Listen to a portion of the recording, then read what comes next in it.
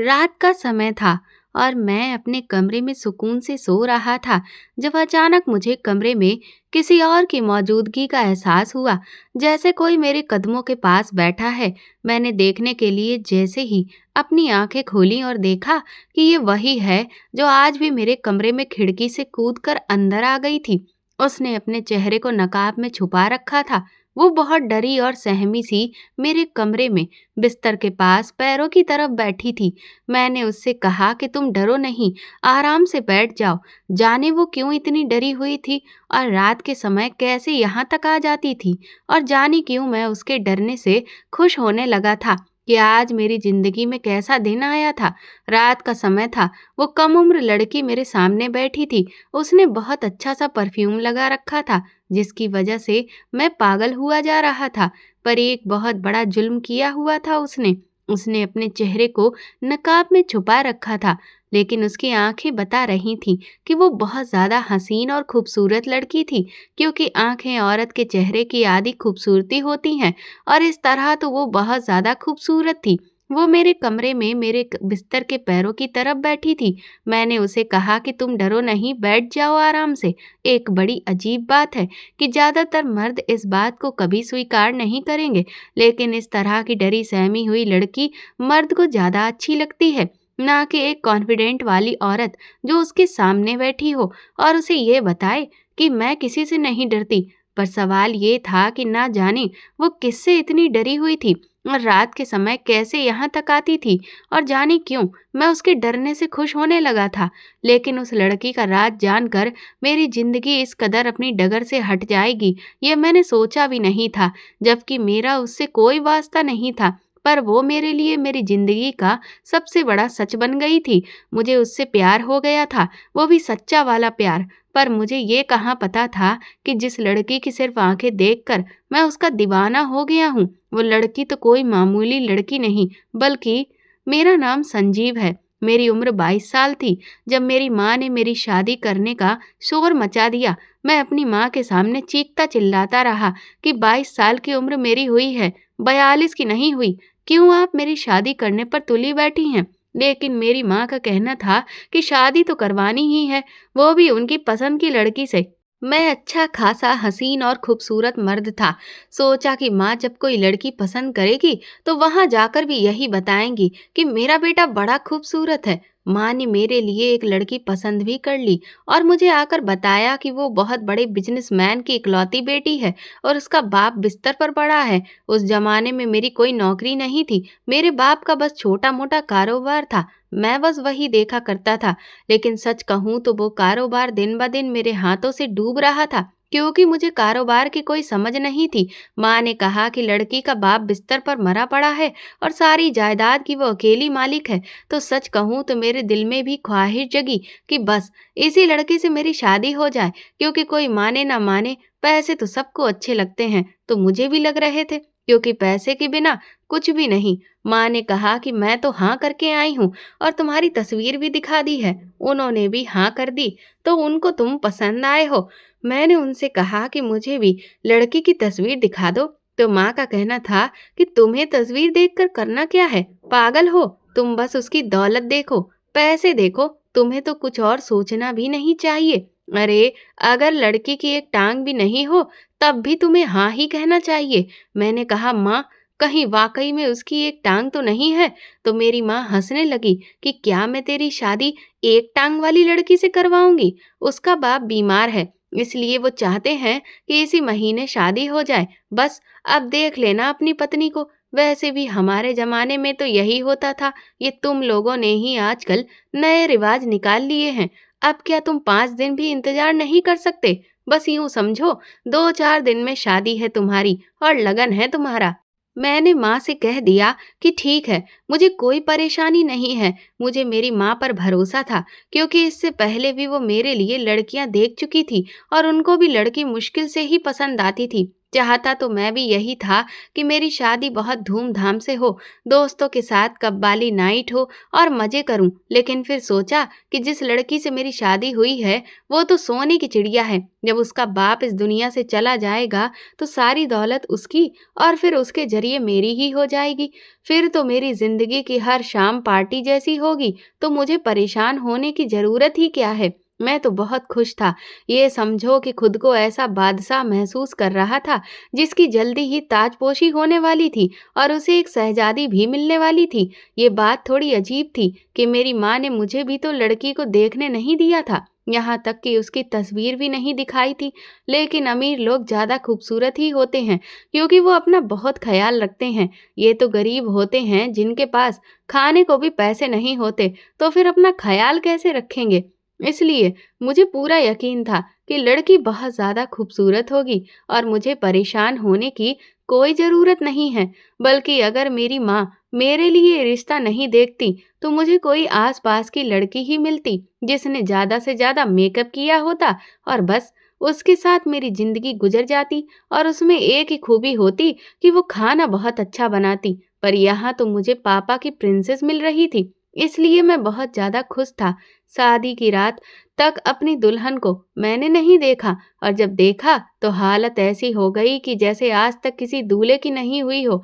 मैंने अपनी लक्ष्मी नाम की दुल्हन को अपनी सुहाग रात पर ही देखा था। वो घूंघट किए बैठी थी और जब मैंने उसका घूंघट उठाया तो मुझे ऐसा लगा जैसे मेरे साथ इस दुनिया का सबसे बड़ा धोखा हो गया है, क्योंकि वो लड़की इस कदर बदसूरत थी कि कोई भी मर्द उसके पास जाने से इनकार कर दे। उसका वजन लगभग 100 किलो से भी ज्यादा होगा। उसकी रंगत तकरीबन काली और नैन नक्श भी अजीब भद्दे से थे। उसने पुराने जमाने की औरतों के जैसे फुल स्लीव के कपड़े पहने थे और मेकअप के बावजूद भी वो इतनी बदसूरत लग रही थी कि मैं क्या कहूँ। मैंने तो उससे पूछ लिया कि वो कौन है और मेरी दुल्हन कहाँ है। शायद मेरे साथ कोई मजाक हो रहा था। शादी की रात पर अक्सर दूल्हे के साथ ऐसा मजाक किया जाता है जिसमें उसकी खूबसूरत दुल्हन की जगह घराने की सबसे मोटी बदसूरत और बूढ़ी औरत को बैठा देते हैं। और जब दूल्हा घूंघट उठाता है तो हैरान हो जाता है। बाद में उसकी प्यारी और खूबसूरत दुल्हन को उसके पास ले आते हैं और कहते हैं कि ये लो तुम्हारी पत्नी तो ये है। पर मेरे घराने में था ही कौन जो ऐसा मजाक करता। शादी भी तो सादगी से हुई थी और सब मेहमान जा चुके थे। मुझे समझ आ गया था कि जो मुझसे मजाक कर रहा था वो कोई और नहीं, मेरी किस्मत थी। और अब मजाक हो चुका था। अब तो मेरा दिल कर रहा था कि कहीं से कोई निकल आए और कहे कि तुम्हारे साथ मजाक हुआ है, बेशक कोई आत्मा ही क्यों ना हो। मैंने घूंघट उठाया लेकिन उसके बाद मैंने एक लफ्ज नहीं बोला। मैंने उसको एक नज़र देखा भी नहीं और फौरन निकल के बाहर चला गया। मैं फौरन अपनी माँ के कमरे की तरफ भागा। वो मेरी जिंदगी बर्बाद करके खुद सुकून से सो रही थी। मैंने दरवाजे को ऐसे पीटा जैसे मेरे अंदर किसी बौखलाए हुए पुलिस वाले की रूह आ गई थी। मेरी माँ बाहर आई तो मुझे देखकर उसकी जान में जान आई। बोली, पागल हो गया है क्या? अकल उड़ गई है क्या तेरी? इस वक्त यहाँ क्या कर रहा है और शकल ऐसी क्यों बना रखी है जैसे अपनी सुहाग रात पर ही तू अपनी पत्नी को खो चुका हो। मेरी माँ भी गुस्से में थी। मैंने कहा, काश ऐसा ही होता, क्योंकि उससे अच्छा तो मैं ही मर गया होता। वो जो कमरे में बैठी है ना, उसे दुल्हन कहना गुनाह है। ये तुमने मेरे साथ क्या किया माँ? मैंने तुम पर भरोसा किया और तुमने मेरी मौत का इंतजाम कर दिया। मेरी माँ ने कहा कि क्या मतलब, मैंने क्या किया? वहां पर किसी चुड़ैल को बिठा दिया है। मैंने कहा कि चुड़ैल होती, चुड़ैल भी बड़ी खूबसूरत होती है। चुड़ैल के पांव उल्टे होते हैं। मुझे बस यही करना था, उसे वापस भेज देना था, क्योंकि मेरे अंदर उसके साथ रहने की चाहत नहीं थी। लेकिन जब मैंने अपनी माँ को ये बात बताई तो उन्होंने गुस्से में आकर मेरे गाल पर एक जोरदार थप्पड़ जड़ दिया। पागल तो नहीं हो गया तू? वो लड़की नहीं, तेरा ब्लैंक चेक है और तू ऐसी बातें कर रहा है। अरे बेवकूफ, तू बहुत जल्द अमीर होने वाला है। मैंने अपनी माँ से कहा, हाँ, मैं अमीर हो जाऊं और साथ ही मर भी जाऊं। अमीर हो जाऊं पर अपनी जिंदगी भी बर्बाद करनी चाहिए। ऐसी दौलत का क्या फायदा? ऐसी दौलत का, ऐसे पैसों का जो बाद में मुझे अपना इलाज करवाने में खर्च करने पड़े, या फिर मुझे बहुत सारी बीमारियां लग जाएं, या फिर मैं पागल हो जाऊंगा। माँ ने कहा, अरे बेवकूफ, तू अपनी बुआ पर गया है। एक बार उसका बाप मर जाए और सारी दौलत तेरे नाम हो जाए, फिर तुझे उससे कोई ताल्लुक रखने की क्या जरूरत है? फिर मेरा बेटा जिस लड़की से कहेगा, मैं उससे अपने बेटे की शादी करवा दूंगी और अपने अमीर तरीन बेटे के लिए परी जैसी लड़की ले आऊंगी। तेरी माँ सब जानती है, घाटे का सौदा आज तक उसने नहीं किया, वरना मेरा कोई दिमाग खराब था कि मैं अपने इतने अच्छे हीरे जैसे बेटे को एक मोटी लड़की के हवाले कर देती। मैंने कहा, इस लड़की का नाम लक्ष्मी किसने रखा है? और माँ कहने लगी, उसका नाम लक्ष्मी नहीं, माला है। उसका बाप उसे प्यार से लक्ष्मी कहता है, तो हम भी उसे लक्ष्मी ही कहेंगे, क्योंकि हमारे लिए तो वो वाकई में लक्ष्मी है। लेकिन ऐसी लक्ष्मी जिससे हम सारी लक्ष्मी ले लेना चाहते हैं, पर जब तक उसका बाप नहीं मर जाता, उससे अच्छे तरीके से पेश आना, बस यही समझ ले। कुछ दिन की तकलीफ है, फिर सुकून ही सुकून है। मेरी माँ की अकल पर मैं हैरान था। मैं सोच भी नहीं सकता था कि वो इतना गहरा सोचेगी, वरना हमारे पास है क्या? एक छोटा सा घर जिसकी हालत इतनी बुरी थी, पर हमारे पास उसे ठीक करवाने के भी पैसे नहीं थे। मैं वापस कमरे में आया तो मेरी पत्नी जाग रही थी। मैंने उससे कहा, चुपचाप सो जाओ। वो पूछने लगी, आप कहाँ चले गए थे? मैंने कह दिया कि अपने किसी दोस्त से फोन पर बात कर रहा था। उसने कहा, आपके दोस्त को इस वक्त कॉल नहीं करनी चाहिए थी, आज आपकी सुहागरात है। मैं देख रहा था कि उसके मुंह में जुबान भी थी, उसको अपनी सुहागरात की पड़ी हुई थी, जबकि मैं उसके करीब भी नहीं जाना चाहता था। मैंने कहा, तुम थक गई होगी, आराम कर लो। उसने कहा, मुझे आपसे एक जरूरी बात करनी थी, जिसके बाद शायद आप बहुत गुस्सा हो जाएंगे, पर यह बात तो बहुत जरूरी है। मैंने कहा, बोलो, मैं सुन रहा हूँ। तो उसने मुझे एक ऐसी बात बताई जो कि अगर किसी भी पति को बताई जाती तो वो हत्थे से ही उकड़ जाता, पर मेरे लिए ये किसी खुशखबरी जैसी थी। वो बोली, जब तक मेरे पापा बीमार हैं, मैं रोज रात को अपने घर ही रहा करूंगी, क्योंकि रात को पापा का ख्याल रखने की जरूरत होती है और नौकरों पर मैं भरोसा नहीं कर सकती। मेरे पास अपनी अमीर पत्नी की नज़रों में अच्छा बनने और अपनी जान बचाने का ये बहुत अच्छा मौका था। मैं कुछ भी ऐसा नहीं करना चाहता था जिससे उसे महसूस हो कि मैं उसे धोखा दे रहा हूँ। मैंने उससे कहा, अभी हमारी शादी हुई है और तुम रात के वक्त घर से बाहर रहना चाहती हो। तुम्हें नहीं लगता कि ये बात कुछ मुनासिब नहीं है?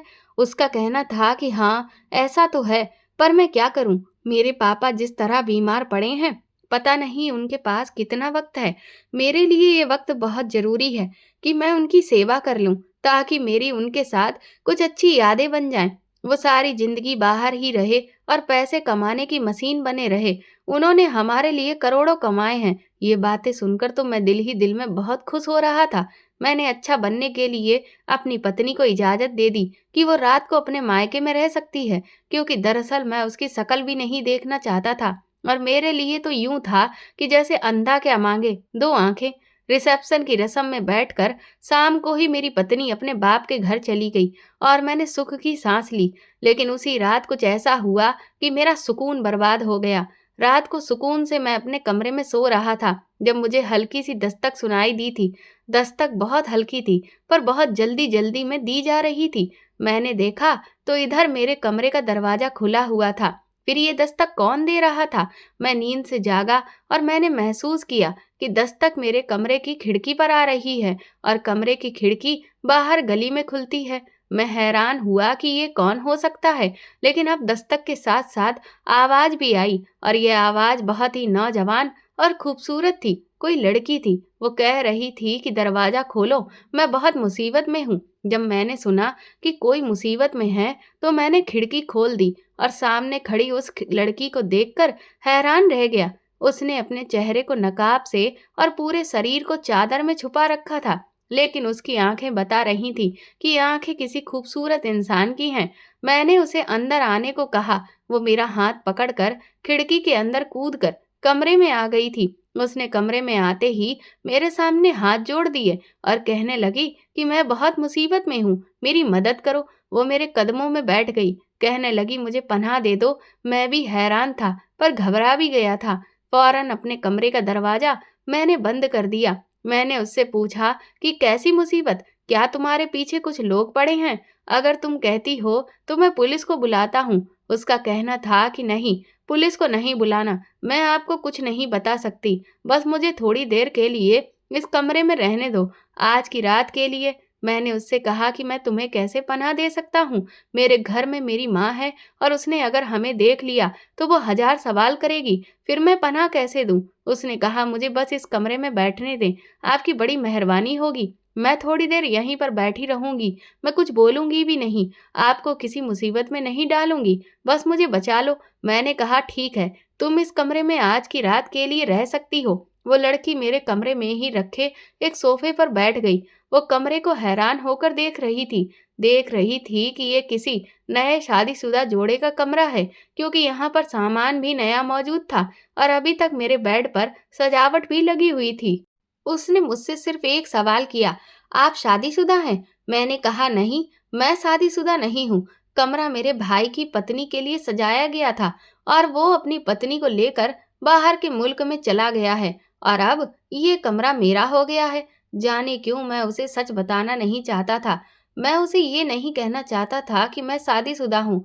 वैसे भी इतनी मोटी पत्नी का पति कहकर मुझे कौन सा फक्र महसूस हो रहा था। लेकिन मैंने ये फैसला बड़ी जल्दी कर लिया कि मुझे उसे ये नहीं बताना कि मैं शादीशुदा हूँ। वो बहुत ही ज्यादा खूबसूरत लड़की मालूम हो रही थी। उसने अपना चेहरा भी छुपाया हुआ था और चादर ऐसी थी कि उसके पैर तक दिखाई नहीं दे रहे थे। जब मैंने अपनी पत्नी को इस कमरे में बैठे देखा तो मुझे ऐसा लगा था कि काश इसकी जगह कोई चुड़ैल बैठी होती। लेकिन अब मेरे दिल में ये बात नहीं आई कि कहीं ये लड़की कोई चुड़ैल तो नहीं जो आधी रात को इस तरह से मेरे कमरे में आ गई थी। वरना कैसा कौन आजकल कोई इस तरह गलियों में टहल रहा हो, घूम रहा हो, वो भी रात के वक्त। लेकिन हो सकता है कि किसी पर कोई भी मुसीबत आई हो। उसके बाद उसने मुझसे कोई सवाल नहीं किया और वो चुपचाप एक तरफ बैठी रही।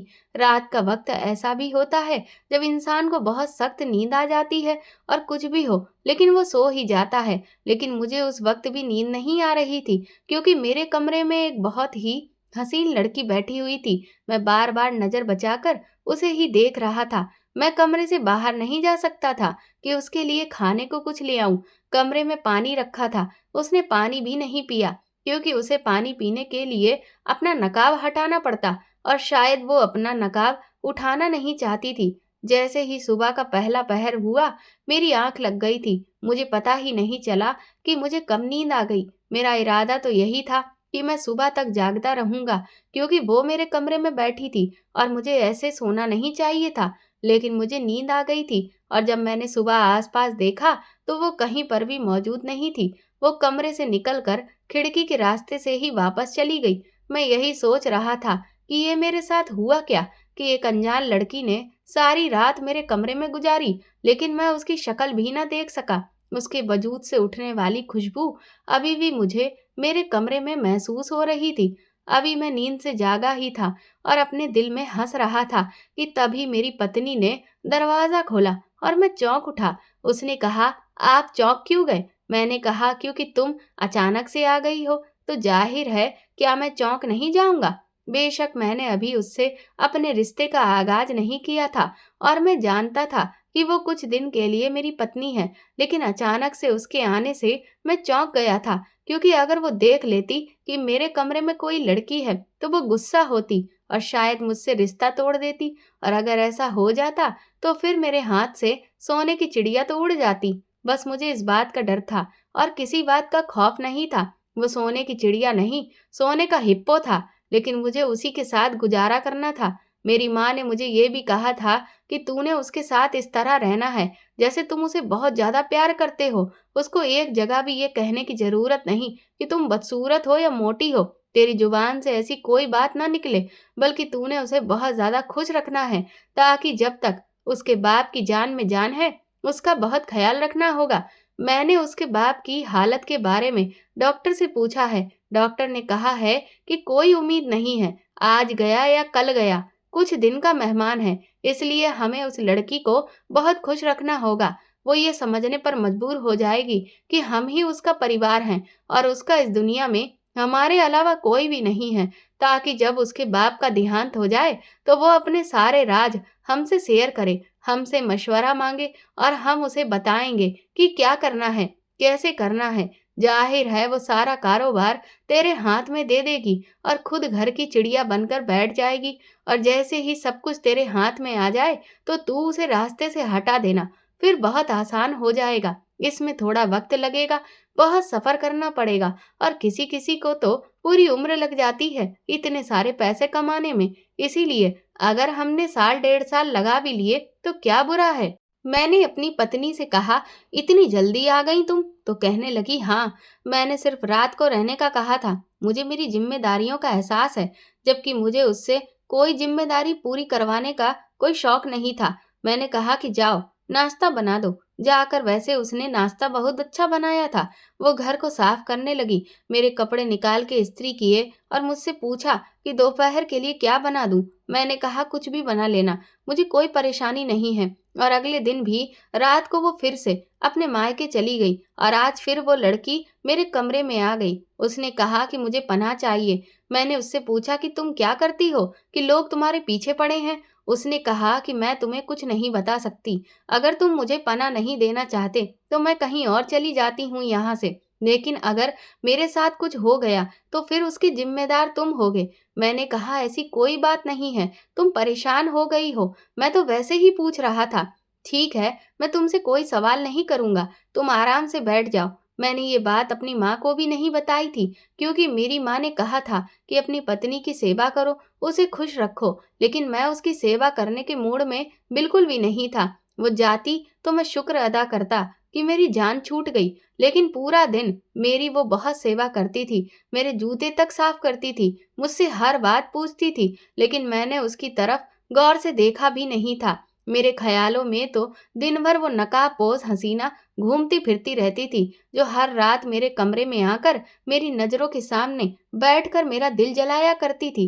एक दिन मेरी पत्नी ने कहा कि आज मैं नहीं जाऊंगी, आज मेरा दिल नहीं कर रहा है, आज मैं आपके पास ही रहूंगी। लेकिन ये सोचकर तो मैं थर-थर कांपने लगा कि अगर आज वो लड़की दीवार कूदकर अंदर आ गई तो मैं अपनी पत्नी को क्या जवाब दूंगा। मेरे हाथ से तो वो निकल जाएगी। मैंने कहा कि नहीं, तुम चली जाओ, तुम्हें जाना चाहिए, तुम्हारे पापा को तुम्हारी जरूरत होगी। ऐसे कैसे हो सकता है कि इंसान बीमार हो और कोई उसके पास ना हो, और फिर हर रोज एक काम की आदत भी तो हो जाती है।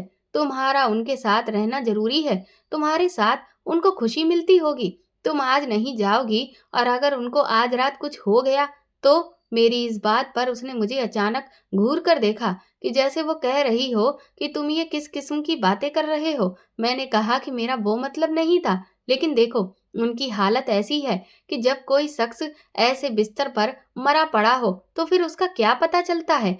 कहीं ऐसा ना हो कि आज की रात उनकी आखिरी रात हो और तुम आखिरी बार उनसे मिल भी ना पाओ। मैंने अपनी पत्नी को बहुत डरा दिया। फिर मेरी पत्नी मान गई कि आप ठीक कह रहे हैं, मुझे जाना चाहिए, लेकिन इस दफा मुझे खुद छोड़कर आइए, मेरे पापा से भी मिल लीजिएगा। मैंने कहा, हाँ हाँ, क्यों नहीं, मैं तुम्हें खुद ही छोड़कर आता हूँ। मैं अपनी पत्नी को छोड़ने गया, थोड़ी देर ससुर के पास भी बैठ गया। उनकी बातें मुझे बिल्कुल भी अच्छी नहीं लग रही थी, मैं बोर हो रहा था, लेकिन फिर भी मैंने सुनी और फिर वापस आ गया। और आज की रात भी वो लड़की घर में ही आ गई थी, लेकिन आज मेरे जज्बात मेरे काबू में नहीं थे। मैंने बड़ी मुश्किल से अपनी पत्नी को निकाला था और मैं इस बात पर बहुत खुश था। आज वो लड़की अपनी जगह पर ही आकर बैठ गई। मैं उससे बातें करने लगा। मैं बात से बात निकालकर उससे बातों में मशरूफ था। मैं चाहता था कि वो बोलती रहे और मैं सुनता रहूं। उसने बुर्का पहन रखा था, लेकिन महसूस होता था कि वो बहुत ही दुबली पतली और प्यारी सी लड़की थी। उसकी आंखें बेहद खूबसूरत और उसके हाथ गोरे गोरे थे। उसकी अपेक्षा मेरी पत्नी तो बहुत ही मोटी थी और उसके हाथ भी बहुत अजीब से फूले हुए थे। वैसे मैंने अपनी पत्नी को कभी इतना गौर से नहीं देखा था जितना उस लड़की को देख रहा था। फिर आखिर उसने कह दिया कि अगर इस वक्त आपकी पत्नी आपके कमरे में आ जाए तो क्या करेंगे। मैंने कहा कि मेरी कोई पत्नी नहीं है। तुम्हें किसने कहा मेरी पत्नी है? उसने कहा कि मैं छोटी बच्ची नहीं हूँ, मुझे पता है कि आपकी शादी हो चुकी है और ये कमरा आपका कमरा है। खैर, आपने मुझसे झूठ बोला तो कोई बात नहीं, हो सकता है मैंने भी आपसे कोई झूठ बोला हो।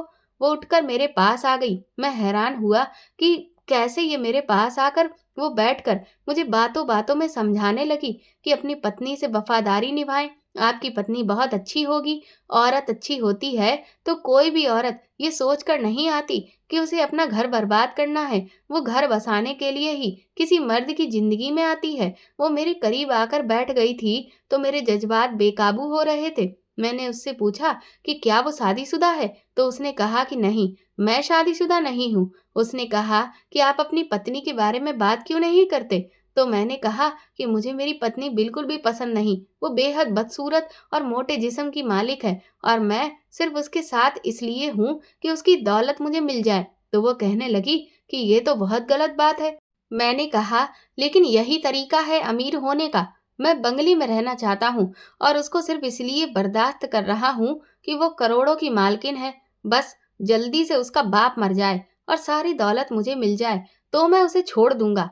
लेकिन उसके बाद मुझे एक हमसफर की जरूरत होगी जिससे मैं शादी कर सकूं।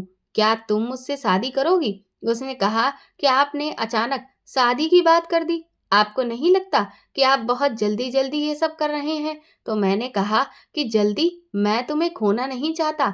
मैं उसको तलाक दे दूंगा। अगर मैं अपनी पत्नी को तलाक दे दूं और मेरे पास बहुत सारे पैसे आ जाएं, बड़ा सा बंगला, गाड़ी और दुनिया की हर सुविधा, तो क्या तुम मुझसे शादी करोगी? तो उसने कहा कि हाँ, फिर मैं आपसे शादी कर लूंगी। तो फिर अगर तुम मेरी होने वाली पत्नी हो तो फिर मुझसे दूर क्यों बैठी हो? मेरे जज्बात बेकाबू हो रहे थे। वो कहने लगी, लेकिन आपने तो अपनी पत्नी को 1 मिनट में ही छोड़ देने का प्लान बना लिया। ऐसे चालबाज आदमी को अगर कोई और ज्यादा पैसे वाली औरत मिल गई तो क्या आप मुझे भी छोड़ देंगे? क्योंकि मेरे पास कुछ भी नहीं है। मैंने कहा कि पर तुम्हारे पास कुछ नहीं है तो क्या हुआ? मेरे पास तो बहुत कुछ होगा ना। जब पैसे होंगे तो फिर मैं किसी और पैसे वाली औरत के बारे में क्यों सोचूंगा? अभी तो मेरे पास कुछ भी नहीं है, लेकिन जब मैं अपनी पत्नी की सारी जायदाद अपने नाम पर कर लूंगा तो फिर मेरे पास सब कुछ होगा। फिर सिर्फ मुझे एक खूबसूरत लड़की चाहिए। वो कहने लगी कि आपने तो मेरा नाम भी नहीं पूछा, मेरा चेहरा भी नहीं देखा। मैंने कहा कि तुमने अपना चेहरा दिखाया ही नहीं।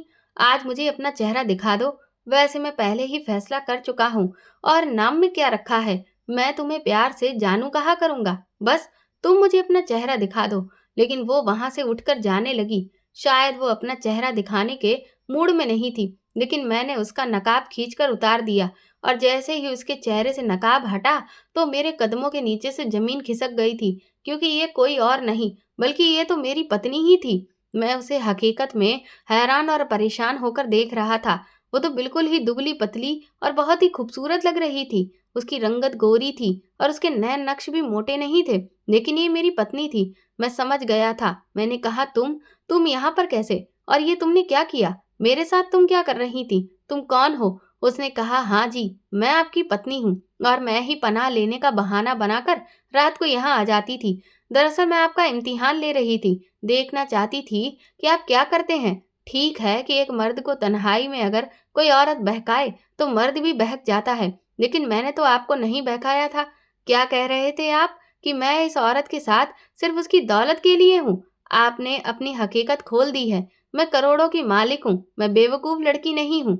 अगर मैं किसी को अपना हमसफर बनाऊंगी और वो भी ये जानते हुए कि मेरा बाप मरने वाला है और सारी दौलत उसके हवाले हो जाएगी, तो वो कोई अच्छा इंसान होगा, आप जैसा लालची इंसान नहीं। इसलिए मैं आपको टेस्ट कर रही थी। मैंने अपना हुलिया बदल लिया था और मुझ जैसी पैसे वाली लड़की के लिए ऐसी चीजें हासिल करना मुश्किल नहीं है जिससे एक इंसान हुलिया बदल सकता है।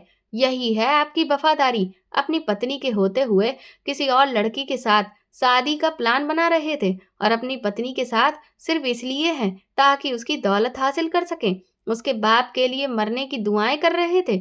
मेरी पत्नी के बोलने का तरीका अचानक से बदल गया था। वो ऐसे बोल रही थी जैसे वो कोई वकील और मैं कोई बहुत ही गंदा जुर्म कर रहा हूँ। मैं अपनी सफाई में कुछ बोलने लगा, उसके कदमों के नीचे बैठ गया। मुझे माफ कर दो, मुझसे गलती हो गई। लेकिन वो मुझसे 2 कदम दूर हट गई। मैं आपके सामने एक बदसूरत पत्नी बनी हुई थी, लेकिन वो बदसूरत पत्नी सारा दिन आपका ख्याल रखती थी, आपके लिए खाना बनाती थी, आपके जूते साफ करती थी। मैं आपको अपनी सीरत दिखाकर ये दिखाना चाहती थी कि आप मुझे कबूल करते हैं या नहीं। लेकिन आपने वफादार पत्नी के ऊपर एक ऐसी लड़की को तवज्जो दी थी जिसके बारे में आपको ये भी नहीं पता कि वो कौन थी, किससे भाग रही थी, कहाँ से आई थी और अगर वो एक गैर मर्द के कमरे में रात को रुक सकती थी, तो फिर वो किस किस्म की औरत थी? इसका मतलब है कि आप अच्छे के हकदार ही नहीं हैं। आपको इसी तरह की कोई लड़की मिलेगी, लेकिन अब मैं आपकी जिंदगी में नहीं रहूंगी। मेरी पत्नी घर से चली गई और मेरी माँ को भी ये सबका पता चल गया। मेरी माँ ने मुझे इतना कोसा, यहाँ तक कह दिया कि तू मेरा बेटा हो ही नहीं सकता। मेरी पत्नी अपने घर चली गई और 1 हफ्ते के बाद उसने तलाक का नोटिस भेज दिया। मैंने उसे मनाने की बहुत कोशिश की, लेकिन वो सब कुछ जान चुकी थी, इसीलिए वो कभी भी वापस आने वाली नहीं थी। उसने मुझे तलाक ले लिया और अपनी जिंदगी में वापस चली गई। फिर मुझे पता चला कि उसका बाप भी ठीक हो गया और उसकी बीमारी खत्म हो गई और वो फिर से किसी इंसान के साथ शादी कर रही है जो उसकी तरह बहुत अमीर है। मैं बस इतना कहना चाहूंगा कि मैं लालच में आकर सबसे पहले अपनी पत्नी की नजरों में गिर गया। सब कुछ मैंने खराब कर लिया। सच कहते हैं, लालच बुरी बला है। तो दोस्तों, आपको ये कहानी कैसी लगी? हमें कमेंट करके ज़रूर बताएं और प्लीज़ इस कहानी को ज़्यादा से ज़्यादा शेयर और लाइक करके मेरे चैनल को सपोर्ट करें।